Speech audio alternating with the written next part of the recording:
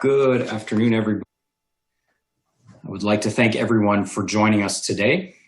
My name is Alexandre Asselin. I'm the Acting Director of Public Affairs at Veterans Affairs Canada, and I will be your moderator today. Before I begin, I will remind everyone that this presentation is being recorded. This session is also available in the language of your choice. If you're on a computer, you will see an interpretation icon at the bottom of your screen where you can select to listen to the event in its original form, English only or French only. If you are on a tablet or mobile device, this function may appear under the More button when you tap your screen. Bonjour tout le monde, je vous remercie de vous joindre à nous aujourd'hui. Je m'appelle Alexandre Asselin, je suis le directeur par intérim des affaires publiques au ministère des Anciens combattants Canada et je serai votre modérateur aujourd'hui. Avant de commencer, j'aimerais rappeler à tous que cette présentation est enregistrée. Cette séance est également disponible dans la langue de votre choix.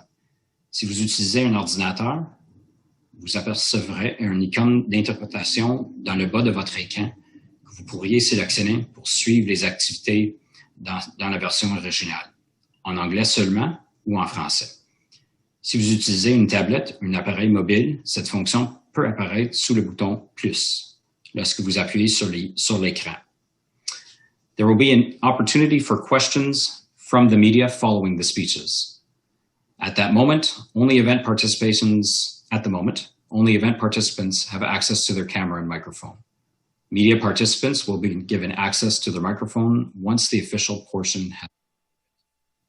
If anyone would like to ask a question at that moment, please let us know by listing your name and media outlet in the. I would like to now introduce to you the participants of today's virtual announcement. I invite the participants to now turn on their cameras.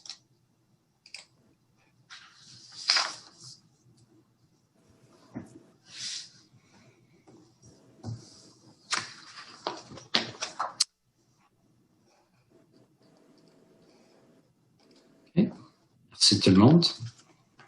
On screen, you will see the Honorable Lawrence MacAulay, Minister of Veterans Affairs and Associate Minister of National Defense. Mr. Daryl Sampson, the Parliamentary Secretary to the Minister of Veterans Affairs and Associate Minister of National Defense. Crystal Garrett Baird, who is Director General of Policy Research at Veterans Affairs Canada. Thomas Irvin, CD, Dominion President of the Royal Canadian Legion. Jerome Burke, Dominion President of NAVETS, Debbie Lowther, co-founder and CEO of Vets Canada, and Nick Booth, CEO of the True Patriot Love Foundation. La pandémie de COVID-19 a eu des répercussions sur la vie de gens partout dans le monde, y compris les Canadiens, les vétérans et leurs familles, et les organismes leur venant en aide. I now invite the Honorable Lawrence MacAulay, Minister of Veterans Affairs, to provide you with more information on support for veterans organizations. Thank you very much, and thank everybody for joining us today. I'm so pleased to announce that the Government of Canada is providing $20 million to veterans organizations who've been hit by the pandemic. The last few months have been rough on folks, and our veterans are certainly no different. It's been a rough time for them, but it's also been a rough time on the organizations that support our veterans. And that's why we are here. The newly created Temporary Veterans Organizations Emergency Support Fund will help veterans organizations access money to address their shortfall caused by the pandemic. Legion branches will apply for funding through the Legion's Dominion Command, and NAVETS branch will apply through their Dominion Command. Other veterans organizations can apply for funds through our website at veterans.gc.ca. And I first want to say that I've seen all of your groups at work. These organizations provide essential service and make a real difference in the lives of veterans and their families. They also play a critical role in their community, including by supporting homeless and disabled veterans. As I've said, veterans have been hit by the pandemic. Some are at risk because of their age, declining mental and physical health. Others are more vulnerable because of homelessness or because they're in long-term care facilities. But that's what makes the work of these organizations so important. the Legion, Vets, True Patriot Love, and Vets Canada, and all the others who will be receiving funding. These organizations change lives and they save lives. And above all, they're here whether they're there when our veterans need them.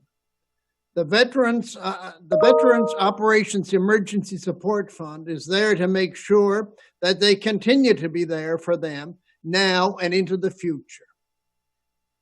We owe a lot to our veterans. Their legacy is a legacy of service and sacrifice that we could all do well to remember at a time like this. They were there for us, and we will continue to be there for them. Thank you.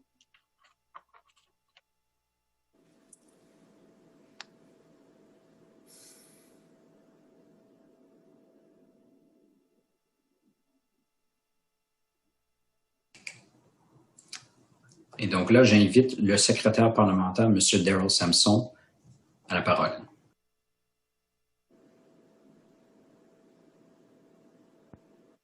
Je semble avoir des problèmes avec ma photo. C'est le host qui m'a fermé, donc j'attends pour que la caméra ouvre.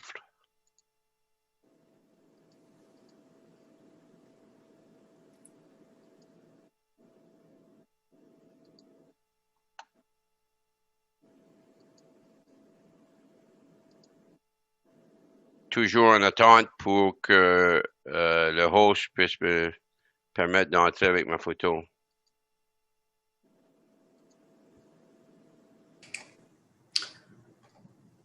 No.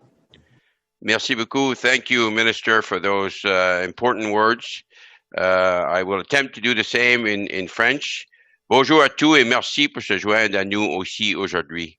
Je suis très heureux d'annoncer aujourd'hui que le gouvernement du Canada accorde 20 millions de dollars aux organismes de vétérans qui ont été durement frappés par la pandémie COVID-19. La pandémie a été un défi pour beaucoup de gens, y inclut bien sûr les vétérans. Elle a aussi frappé durement de nombreux organismes qui les soutiennent. Le gouvernement du Canada veut donc apporter son aide.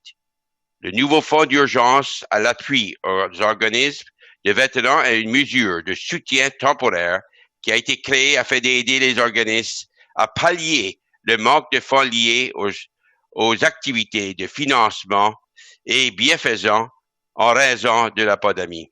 Ces organismes offrent des services essentiels et font une grande différence dans la vie et le bien-être des vétérans et leurs familles. Ils jouent aussi un rôle clé au sein de la collectivité, où ils sont établis, notamment pour soutenir les vétérans sans abri et handicapés. Les vétérans figurent parmi les groupes qui ont été touchés les plus durement pendant cette pandémie. Nombre d'entre eux sont à risque à raison de leur âge avancé ou de leurs défis de santé mentale et physique. D'autres sont plus vulnérables parce qu'ils sont en situation d'itinérance ou qu'ils résident dans les établissements de soins à longue durée. Tous ces facteurs mettent en évidence la grande importance du travail qui est accompli par les organismes des vétérans. Légion royale canadienne et Vets Canada en sont de bons exemples. Ces organismes offrent de précieux services aux vétérans et à leurs familles à l'échelle du pays. Tous vétérans vous diront que le soutien qu'ils reçoivent de ces organismes et d'autres comme ceux-ci peut faire toute la différence dans leur vie. Les vétérans savent que les gens œuvrant pour les organismes comprenant l'ampleur du sacrifice que peut représenter le fait de servir notre pays. Ils savent aussi qu'ils peuvent s'adresser à ces organismes en cas de besoin. Le travail accompli par le Navavet, la patrie gravée sur le cœur, et d'autres organismes est absolument vital pour la santé et le bien-être à long terme des vétérans. C'est pour cela que le gouvernement du Canada est tellement heureux de fournir ces 20 millions de dollars au moyen de fonds d'urgence à l'appui des organismes de vétérans afin d'aider les organismes à poursuivre leur travail auprès des vétérans et leurs familles à un moment où ils ont le plus de besoin. Nous devons beaucoup à nos vétérans. Ils ont servi pour nous et ils se sont sacrifiés pour nous. Maintenant, c'est à notre tour d'être là pour eux. Merci beaucoup.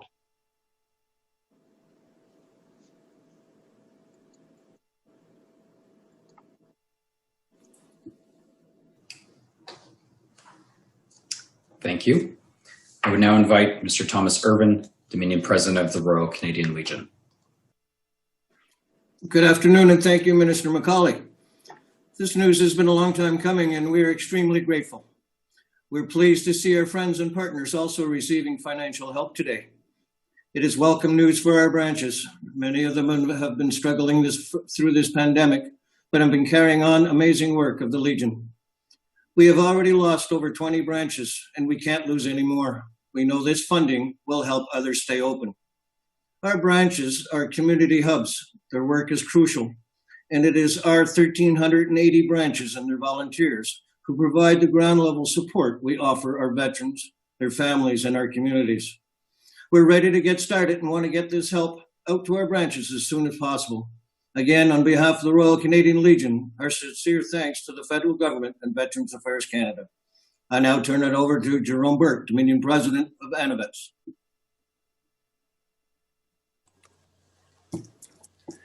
Thank you, Tom. I would like to start off by thanking the Government of Canada and Minister MacAulay for their work in securing this funding for veterans organizations. This grant will certainly help alleviate financial pressures on our units across the country as they continue to cope with the mandated closures in hotspot areas and restrictions on operations due to the COVID-19 pandemic. The assistance today will enable them to continue to help veterans, RCMP members, and their families navigate the plethora of resources that may be available to them, whether those be local, provincial, or federal in nature. It will allow our units to continue to be a home away from home and a safe space that provides important social support in times where our connection to each other, albeit at a safe distance for now, becomes increasingly important for our mental health. Our units and members join countless Canadians in finding new ways to connect with each other and commemorate the sacrifices of our Canadian heroes virtually this year, with only a few attending smaller scaled-back ceremonies of remembrance. The Veterans Organizations Emergency Support Fund will help to ensure that the lights will be on and the doors will continue to be open when and where it is safe for us to once again come together and enjoy the camaraderie we share. ANAVETS will continue in our mandate to assist our veterans and their families in receiving the services and benefits they require throughout this pandemic. The Army, Navy, and Air Force Veterans in Canada is Canada's oldest veterans association and had only recently been incorporated when it held its first Dominion Convention in May of 1918. Just as the pandemic of the Spanish flu first swept through the nation, we prevailed through these difficult times as a nation still at war and as our nation's heroes returned victorious after the signing of the armistice. Just as we did over 100 years ago, we will once again prevail as a nation, and with the assistance provided today, our association will continue to serve the great men and women of the Canadian Armed Forces, past, present, and future. It is now my great pleasure to introduce someone whom I respect dearly for all her tireless efforts towards eradicating veterans' homelessness, Mrs. Debbie Lowther, co-founder and CEO of Veterans Emergency Transition Services, Vets Canada. Debbie, please turn on your camera and mic. Thank you. Thank you, Jerome. Good afternoon, Minister MacAulay, Parliamentary Secretary Sampson, and ladies and gentlemen.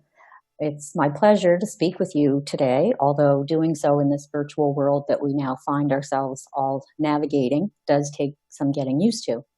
COVID-19 has certainly affected the way that we all go about our daily lives. Every Canadian has been affected by this pandemic, and veterans are not exempt. The past 7 months have been extremely challenging as we have seen an increase in the number of veterans requiring our support as a direct result of COVID-19. Unfortunately, like most charities, what we did not see increase was our donations. Sadly, yet understandably, those all but disappeared. For those of you who are unaware, we are a national charity that provides immediate emergency support to veterans of the Canadian Armed Forces and the RCMP who are homeless, at risk of becoming homeless, or otherwise in crisis. We have volunteers across the country providing direct support to veterans, and we also operate 3 drop-in support centers across the country, one in Edmonton, one in Ottawa, and one in Halifax. In accordance with public health guidelines, we were forced to close our drop-in support centers to the public for a period of 3 to 4 months. The rent, however, still needed to be paid, and veterans still needed to be supported. Keeping up with the overhead and the request for assistance with an all but non-existent revenue stream is not exactly a recipe for success. And there have been times over the past few months that we thought we would have to shut down. As an organization that provides support to upwards of 200 veterans each month, and as the only veteran serving organization aside from Veterans Affairs that was operational and open during the height of COVID-19 to provide such support, we couldn't let that happen. Our staff and volunteers continued to answer our phone line 24/7 and to respond to each and every request for assistance.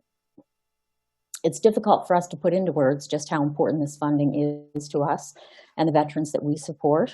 I can only describe this as being able to breathe after months of holding our breath. This funding will allow us to recover from the past several months and to move forward with the confidence of knowing that we're in a good position to continue supporting the veterans who need us, because we all know that the effects of COVID-19 will continue for veterans and indeed all Canadians into the near future. Veterans Affairs case managers call us every day to work collaboratively with them to get their veteran clients back on track to be able to live their best lives.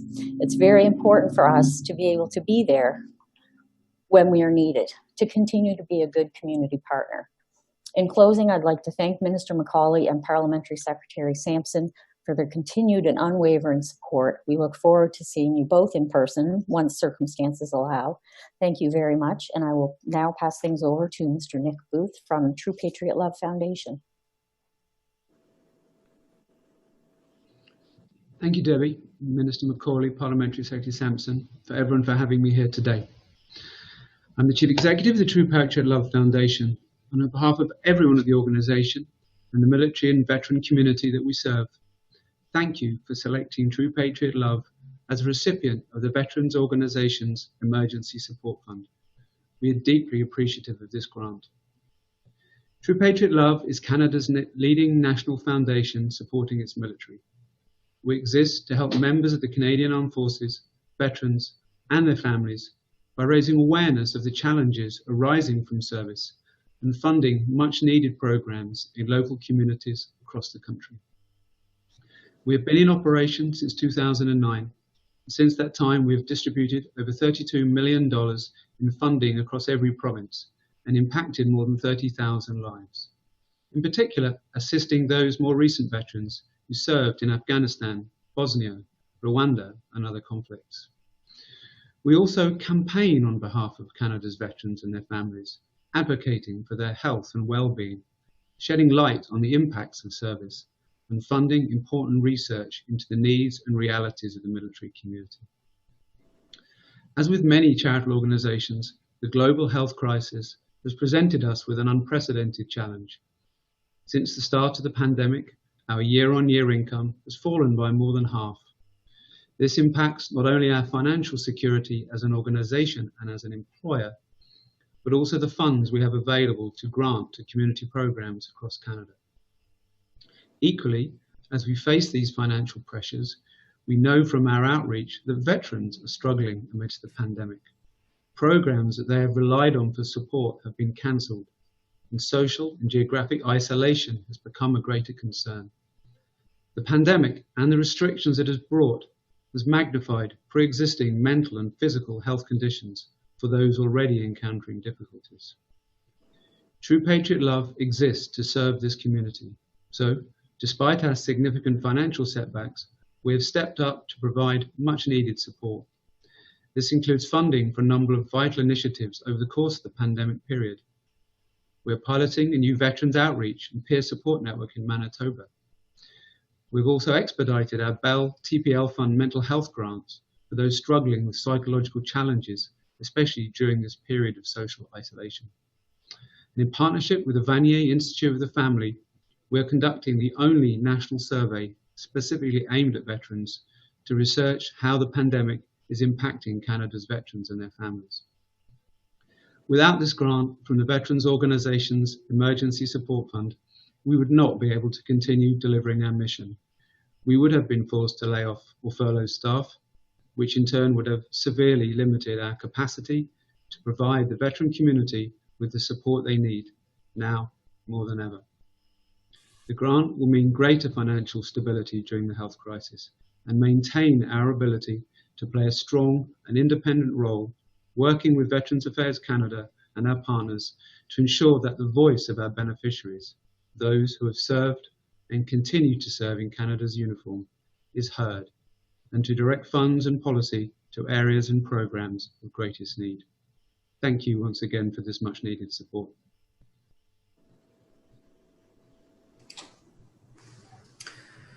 Merci, Monsieur Booth. We will now open the floor to questions. So I invite the Minister, the Parliamentary Secretary, and the representatives from the veterans organizations to please turn on their cameras to prepare for questions. Merci. Voilà. Nous passons maintenant aux questions. J'invite le ministre MacAulay, le secrétaire parlementaire et les représentants des organismes de vétérans à ouvrir leur caméra pour répondre aux questions. If you would like to ask a question, please indicate so in the chat by providing your name and outlet, and I will call upon you.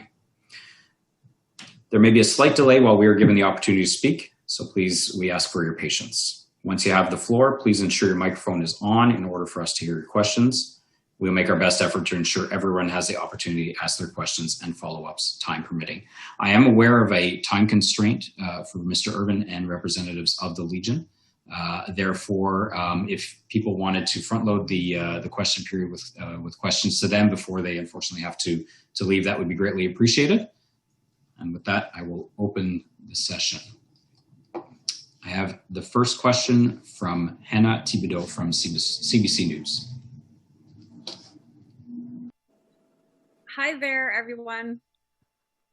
Making sure you can hear.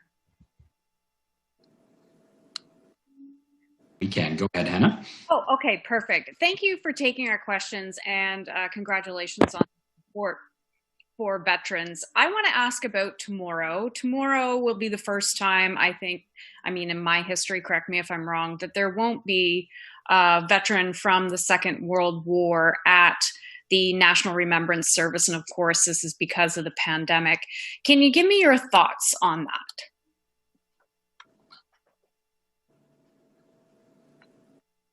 That with you, if you would like.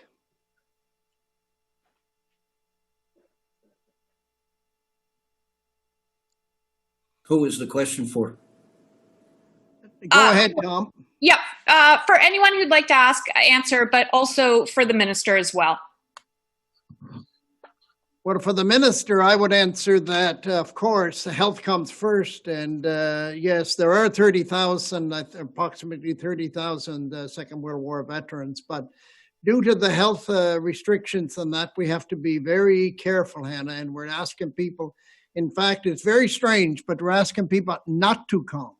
Yeah. Because for health reasons, that's why this has been done. There will be a small ceremony put together by the Legion that will pay full respect to the veterans. But again, with the pandemic, we have to be very careful, and that is what we're doing. And this is taking place right across the country, and I'm sure Tom could confirm that.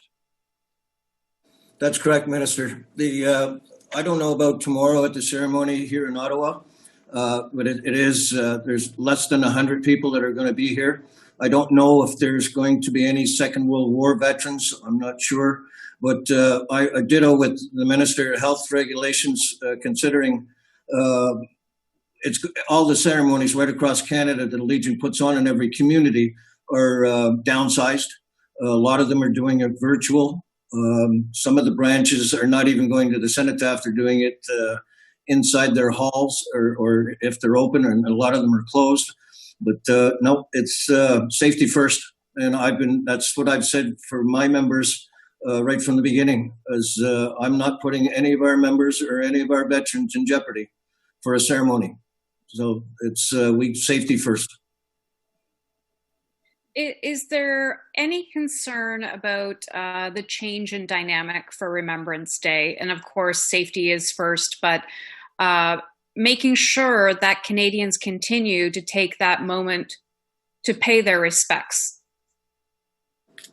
As the minister, I can tell you we have a committee in place right now to make sure that ongoing, we have to make sure as our veterans get older that we make sure that the torch is passed on. And that's something that my department is doing, to draw people together and to just put the package together as to how we're going to commemorate these the November the 11th, and to make sure that what veterans did is remembered. You know, the same thing is right around the world. And Hannah, I don't know if you've been in Europe, but they do a great job. Now they have mostly what you see in Europe is resistance fighters, really. And when I was there 25 years ago, but they work very hard too to make sure that with many less veterans that really were in the military, because they had a very difficult time. So we're not sure how the path will be, but we're making sure that the path will be something that will pay full respect to the veterans and what they did around the world to provide democracy and peace, whatever that takes. And I can assure you we will do it with the help of the people on the screen here. They will be involved, all of them.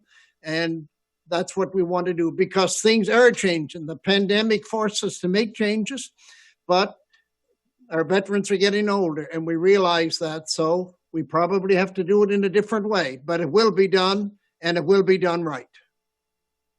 Minister, if I may add one comment, I know a number of the regiments and battalions are staging their own virtual services of remembrance. We have a member of my staff who's in the 32 Service Battalion, and he's taken part in theirs, and we're beaming it to all of our staff simultaneously for 22 minutes in the run up to 11 o'clock tomorrow, so everyone can pause and pay their respects. So there may be other ways that members of the watching Canadian public can honour those who've served and continue to serve in uniform without placing their own health at risk. Thanks, Nick. And I would say, Hannah, that having been here 25 years ago, there's a big difference in how we commemorate and pay respect to our veterans. And we have a much better understanding of what our veterans are going through, too, because of the medical research and what we've done. You don't have to see a gash to know that there's an injury, this type of thing. So there's many, many things changing, and we have to change with that. Okay, thank you very much for your time, and I'll see you tomorrow. Thank you, Hannah.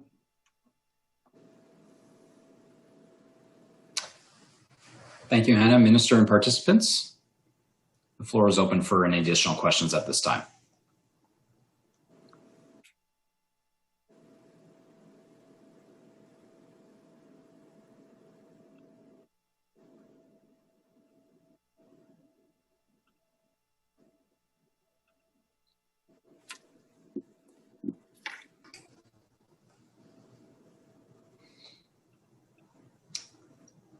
Okay.